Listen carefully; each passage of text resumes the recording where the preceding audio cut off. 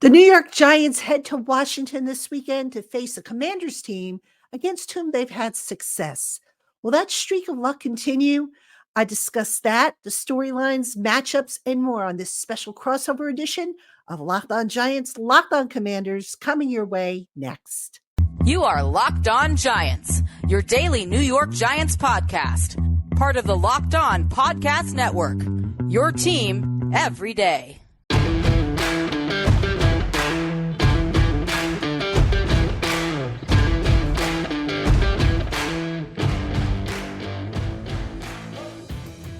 Welcome in, everybody, to this crossover Thursday episode of Locked On Commanders and Locked On Giants, your daily podcast covering the Washington Commanders and the New York Giants, part of the Locked On Podcast Network, your team every day. Thanks so much for making us your first listen of the day every day. And don't forget that you can subscribe for free on YouTube or wherever you're listening to this podcast. I'm David Harrison on Twitter at DHarrison82. She is Patricia Traina on Twitter at Patricia_Traina. Both of us are credential members of the media covering these teams for Sports Illustrated's Fan Nation group of sites. And we are here with you every Monday through Friday, along with the everydayers, always loyal, even with losing records. We always appreciate you all for coming through. This crossover Thursday is brought to you by Prize Picks, the easiest and most exciting way to play daily fantasy sports. Go to prizepicks.com/LockedOnNFL.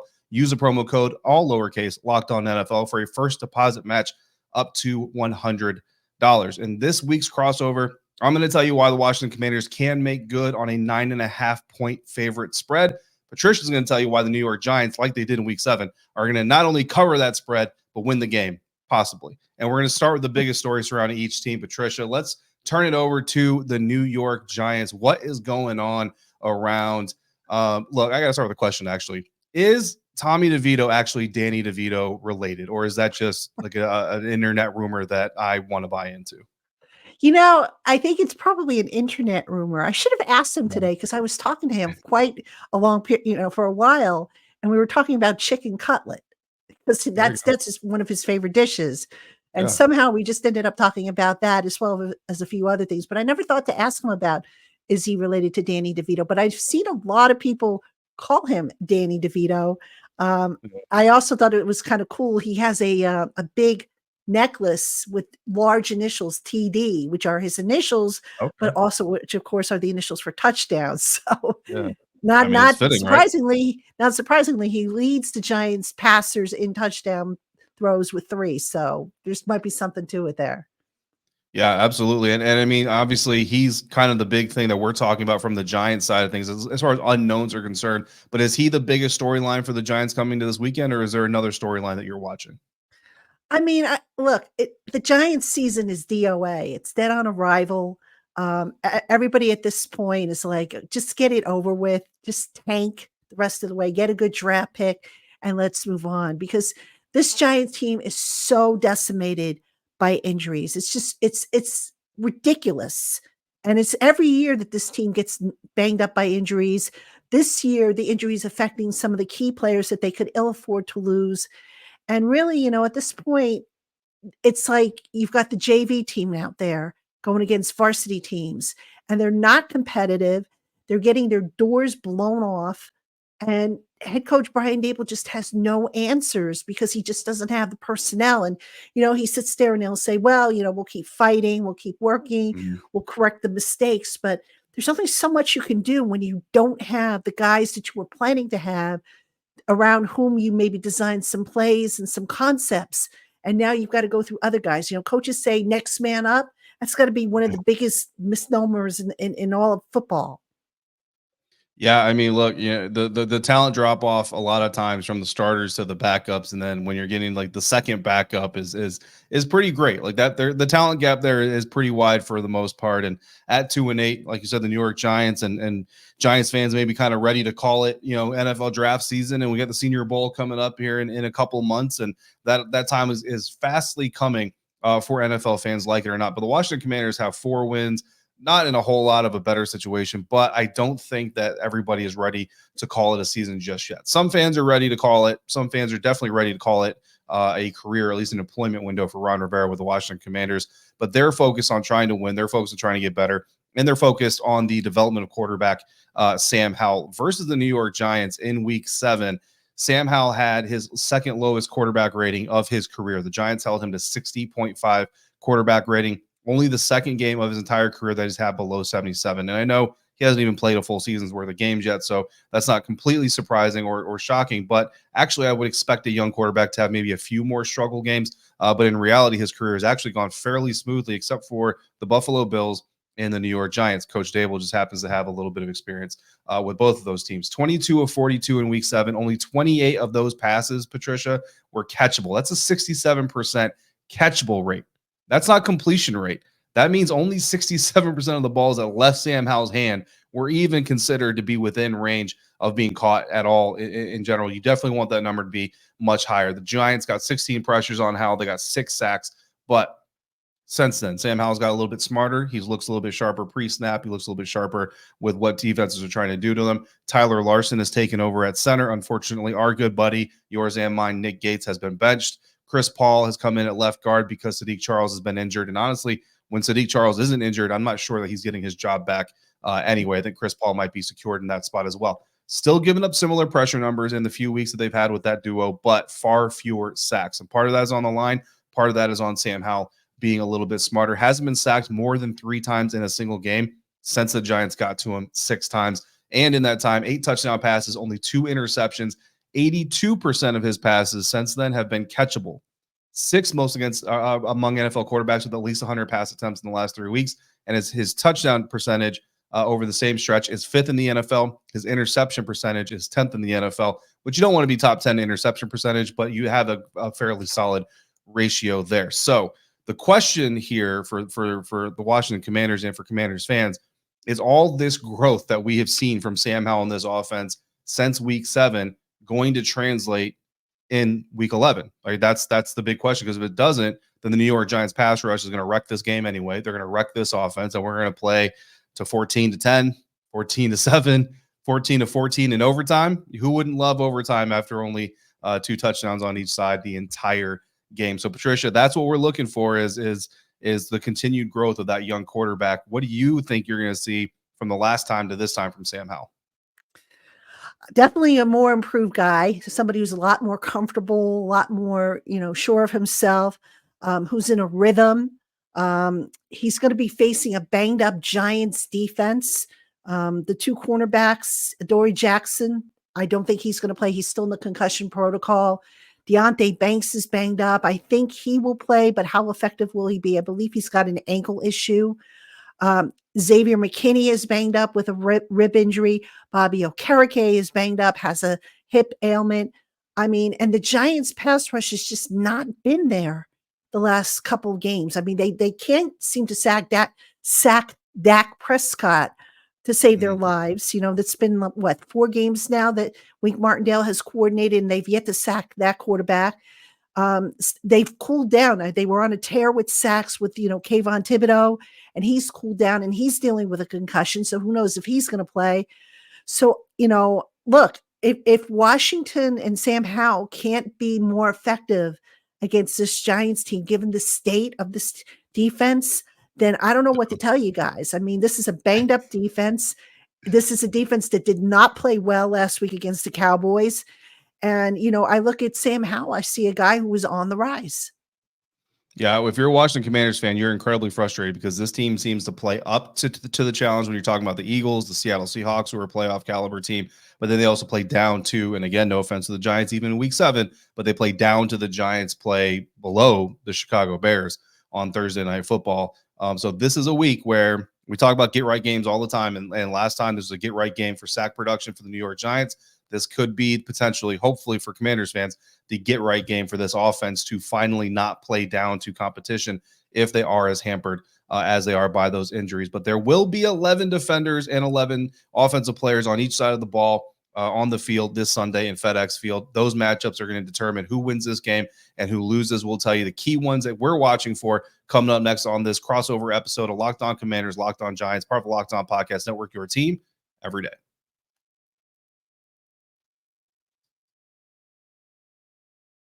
Today's crossover episode brought to you by DoorDash. Did the game just go to a timeout? Then it's time to order in with DoorDash. And why root for your favorite team on an empty stomach? If you're coming into DC for the game and you need dinner the night before, check out Golden Bowl and their shrimp broccoli dish or their shrimp egg rolls. If you're staying home, kick back at kickoff with unbeatable deals on everything you need for the watch party. All of your favorite restaurants and stores are there. Retail, grocery, they're all on the app, so you can shop everything you need to get game day ready. Be prepared before game day and stock up on your favorite appetizers and order all your tailgate gear on DoorDash. Then get ready to watch your team win. If you're preparing for the game and you realize you forgot the buns, you hit DoorDash and get the buns delivered as well, so you don't miss a second of the action. Get 50% off up to a $10 value when you spend $15 or more on your first order when you download the DoorDash app and use the promo code LOCKED23. Again, that's promo code LOCKED23 for 50% off up to $10 on your first order after you download the DoorDash app and spend $15 or more, subject to change. Terms apply. All right, thanks again for making Locked On Giants and Locked On Commanders your first listen of the day, every day and every dayers. Thank you again for coming through on a regular basis like you do. Locked On has launched the first ever national sports 24/7 streaming channel on YouTube. Locked On Sports Today is here for you 24/7, covering the top sports stories of the day with local experts of Locked On, plus our national shows covering every league. Go to Locked On Sports Today on YouTube and subscribe to the first ever national sports 24/7 streaming channel. Patricia, that thing is just launched, and on a regular basis, there's like 250, 270, up to 300 or so people watching that thing at any given moment throughout the day. It is amazing. Every time I look up at the screen, I see one of our coworkers on there, and it is a really cool thing that the network is doing. Unfortunately, the Giants and Commanders not doing as many cool things this season.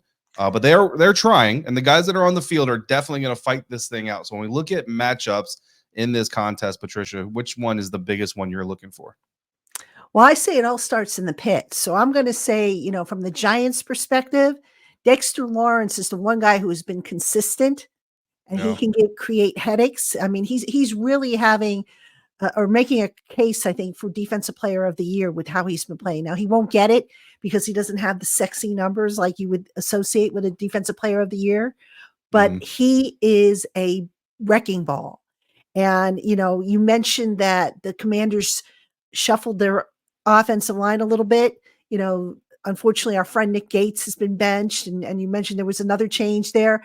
So I'm curious to see how Dexter Lawrence holds up against, the changes. Can the Commanders stop him? And then on the other side of the ball, I'm going to stick with the pit because, even though Washington traded away Chase Young and Montez Sweat, they've got a pretty good interior. And the Giants offensive line, as I mentioned, banged up. They haven't played well. They're giving up a league leading, I believe it's 54 sacks. And most of those sacks are coming through the interior. So, when you've got a Daron Payne and an Allen there, it's like, look out. And I think that's going to be, really big because, you've got a rookie quarterback back there in Tommy DeVito. We talked to Tommy DeVito today in the locker room. He mentioned that, the game's slowing down for him.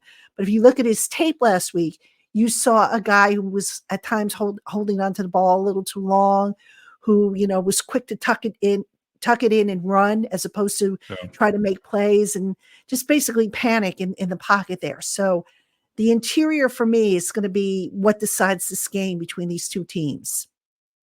I know it's absolutely big. I know that tucking the ball a little bit too soon or getting fixated on that is something that we dealt with early with Sam Howell as well. I think a lot of young quarterbacks just kind of go through that's just part of the maturation of a quarterback. But if that growth starts to happen, you saw with the Commanders, Sam Howell dropped about a 9-yard pass to Brian Robinson against the Seattle Seahawks, and Brian Robinson did the rest of the work and ended up with a 51-yard touchdown. The reason he was able to do that is the Seahawks saw Sam tuck the ball. They all started bailing out of their coverages and coming towards him to make the tackle. He noticed it, pulled the ball back out, and was able to complete a pass. That is the maturation that you want to see in a quarterback. So it's going to take him a little bit of time to get there, but eventually, hopefully, he will get there, and that's what the Giants are going to need. You mentioned Dexter Lawrence, and of course, I had to come with Dexter Lawrence as well. I mean, the biggest matchup in this game, bottom line, is Dexter Lawrence versus this Washington Commanders offensive line. And I'm going to talk about it too because I got a little bit of different flavor to add to it. So we're both talking about the same dude, but we're going to do it in a little bit different way. Like you mentioned, that interior line changes.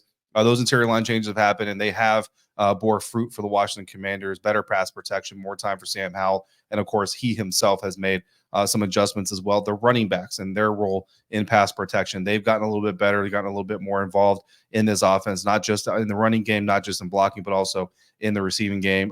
Last week, I mean, they lost to the Seattle Seahawks, but put up 26 points. And the two leading receivers were running backs Brian Robinson Jr. and Antonio Gibson, who were never on the field at the same time. So that tells you how often and how regularly the running backs were getting involved. But Dexter Lawrence, through 10 weeks of football for the Washington Commanders, because they have not had a bye week. So through 10 weeks of football for the Washington Commanders, Dexter Lawrence has the most pressures on Sam Howell of any singular defensive player this season. 6 pressures in week 6, according to Sports Info Solutions. That is a season high against the Commanders' offensive line. 6 of those 16, 6 of his teams, rather, 16 total pressures. So the Giants had 16 pressures.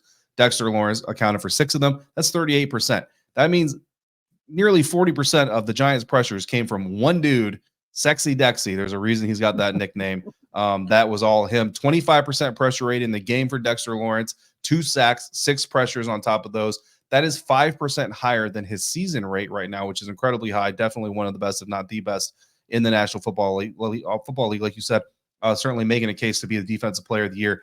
I asked Coach Rivera on Wednesday how they prevent Dexter Lawrence from repeating that, again, season-high pressures against his Commanders' offensive line and how they do about that. And here's what Ron had to say to me. He said, quote, "I just feel good about where we've grown to as far as our offense is concerned. Everything from the play calling, because you see EB, Eric Bieniemy, getting into those rhythms and things happen very quickly, and he's gotten more and more comfortable with the guys on the field and the guys on the field executing. I think how stout we are up front is obviously a little bit different from earlier in the year. And then the play of a lot of guys. I mean, in fact, EB and I were talking about this during one of the periods, is that the guys were playing faster. They're playing with more confidence. You see that they do feel good about what they're doing, and they have a good grasp of it. So it's a really layered equation, right? We like to look at it as Dexter Lawrence against Tyler Larson or against Chris Paul or Sam Cosmi or whoever it is that he's going up against. But really it is Dexter Lawrence against the Washington Commanders offense, the New York Giants pass rush against the Washington Commanders offense. And every single person in this equation has a hand in it.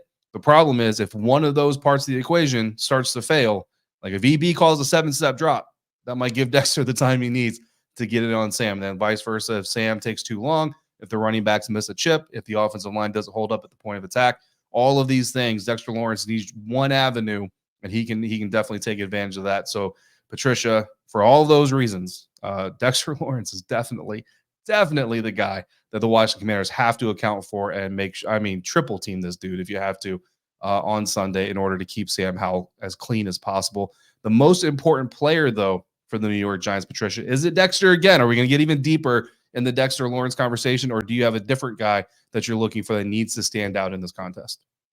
I mean, the only other guy you can make an argument for is maybe Saquon Barkley, because you do have a rookie quarterback, a guy who really, his strength is not throwing the ball deep.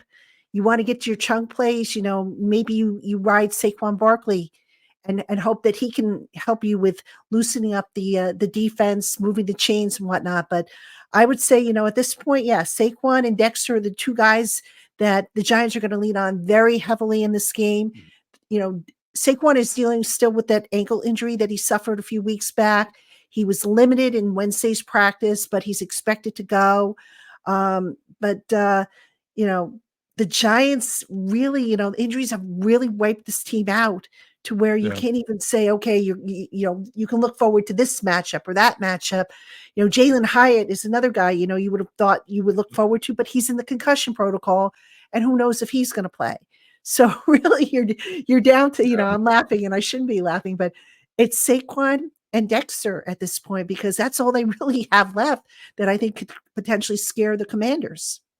Yeah, no, 100%. I caught up with Saquon a little bit after the last game and, told him I was happy to see him healthy, happy to see him able to do what he did. Obviously, for the sake of my listeners and the fan base that I cover, I want the Commanders to come out victorious. But for Saquon as a human, very happy to see him being able to do what he did. So for him to be banged up again, you feel bad for the dude. My most important player for the Commanders is Emmanuel Forbes, rookie cornerback who didn't get a lot of play, only four coverage snaps the last time these two teams faced off. But you expect him to get more time. with the trajectory he's been on outside of the ejection early on against the Seahawks, unfortunately. But with Benjamin St-Juste coming into this thing banged up, Kendall Fuller is a veteran, so obviously he's going to be out there. But the Commanders are going to need to be able to find a work balance between Forbes and St-Juste to get Forbes more experience and to let St-Juste hopefully not aggravate that injury that he's dealing with. And yeah, the absence of Jalen Hyatt, potentially, I think we expect it. Certainly, the Commanders aren't going to celebrate it, but they're not going to be sad that he's not on the field because he did a little bit of damage against them last time they were out there. So matchups, we got storylines. Now we got to tell you what we think is going to happen Sunday, week 11 at FedEx Field. Coming up next on Locked On Giants, Locked On Commanders, part of the Locked On Podcast Network, your team every day.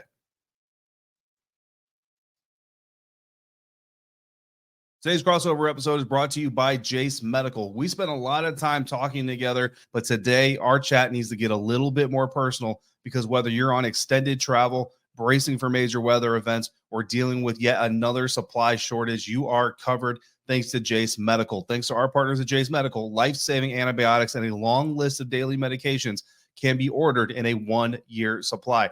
Even ED generics like Cialis or Viagra. Go online right now at jasemedical.com to receive your 12-month supply of your daily medication. And remember to use the promo code Locked On at checkout for a discount on your purchase. A verified customer had this to say about Jase, quote, "I am thankful for this service. Supply chain issues caused me to cut pills in half in order to have it. I ordered most of my daily meds with a 1-year supply. I highly recommend this for everyone," end quote. If you or someone you love would love to get some peace of mind by having your supply of any daily med, go to jasemedical.com to see if it's offered for you. Remember to use the promo code Locked On for $20 off your first purchase at Jase Medical. All right, we're wrapping up this crossover Thursday episode. Locked On Commanders, Locked On Giants. She's Patricia Traina. I am David Harrison. And Patricia, everything you're saying on so the media workroom in Ashburn, Virginia, when we talked about the spread on this thing, we all realized that the Commanders were favored by 9.5 points.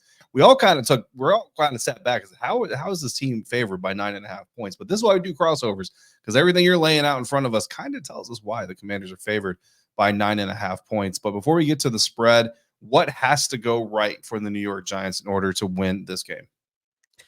They better find a magic potion that cures all these guys that are on IR. Seriously. They are playing with a skeleton crew here. There are guys that you can argue that, if they were on another team, would they be starting? Probably not.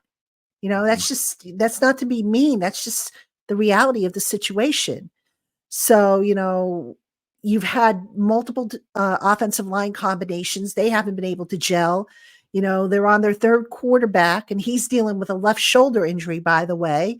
So he's one hit away from Matt Barkley coming in. They don't have their top receiving weapon in Darren Waller. That so much has gone wrong for this Giants team, but the biggest thing has been the injuries. The kicker, Graham Gano, isn't going to play. He's on IR, and the list goes on and on and on. Now, as far as what needs to go right, the Giants need to get some turnovers, I think, and cash in on them. They weren't able to really do that last week against Dallas, despite the fact that I think they got one and they came up short. Not that it would have mattered given the way the game went, but still. So that would certainly help. And they just need to play as clean a game as possible. And I just don't know that they'll be able to do that because, like I said, they've got a mishmash of different personnel that they're throwing together just to get through these last 7 games. Yeah, it really does seem like a season for the New York Giants, Patricia. They're just snake bit. You know what I mean? Like they make some roster decisions that people have questions about in the offseason, but then they come into the year and just get completely blown out, get blanked, and went through how many quarters of not scoring a touchdown to start the season. And then just as they start to look like they might get a little bit competitive, injuries start setting in and just never can really get going up to full speed. It looks like for a team that they had a lot of high hopes coming into this season based off of what they were able to do last year. So it's unfortunate to see any NFL team dealing with that. But of course, the Washington Commanders, they're not going to come out and spot the Giants any points. They're not, just like the Dallas Cowboys last week said, hey man, we're giving you everything we got, even though you're not necessarily playing with a full deck of cards here. And that's what the Washington Commanders plan on doing as well. And in theory, on paper and in expectation, obviously 9.5 point favorites, they should be able to put a really good amount of points on the board. If you look at this team, if they can put up into the 30s against the Eagles twice, into the 20 and in the mid-20s against the Seattle Seahawks. Certainly should be able to do some damage against this team. Certainly should be able to contain them enough on defense to secure a victory. But for me, at a bare minimum, this offensive production has got to pick up. Again, we go back to the second lowest QBR in Sam Howell's career. Last time that these two teams faced off, the Giants defense certainly did its own damage against the Commanders offense. The Commanders offense just looked dead in the water as soon as they got out on the field. You can't win a lot of track meets with this offense, I don't think, right now. But this is one of those things where they should be able to race away from the New York Giants and really try to take this thing, score at least 25 points. And if you can score at least 25 points against the Giants, because of all the things we've been talking about, they've only scored more than 17 once this season. They've allowed 17 or more 7 times. They've allowed 25 points or more in 6 different games. This is a team that if you are the Washington Commanders and if you think that you are better than your record says you are, you need to come out here and put up at least 25 points. So it's kind of one of these situations where it's almost not good enough to win. You got to win, and you got to score at least 25, 26 points doing it. And a lot of people are going to say you need to win by at least 10 points because that spread 9.5 points, Patricia. Do you think the Giants can keep this thing within 9.5 points? I'd like to say yes, but my heart's telling me no. I mean, that's how bad this team has been. I mean, you look at the 17 points that they scored last week against Dallas. Most of that came in garbage time. So, the Giants are the only team in the NFL yet to score a touchdown in the first quarter. They have been blown out of the water in the first half of games, and then they pick it up in the second half. Nobody can quite figure out why that is. So I don't see that changing. And, look, in the past, the Giants have had the Commanders' number. I think they've beaten them, what is it now, 8 out of the last 11 times or something like that.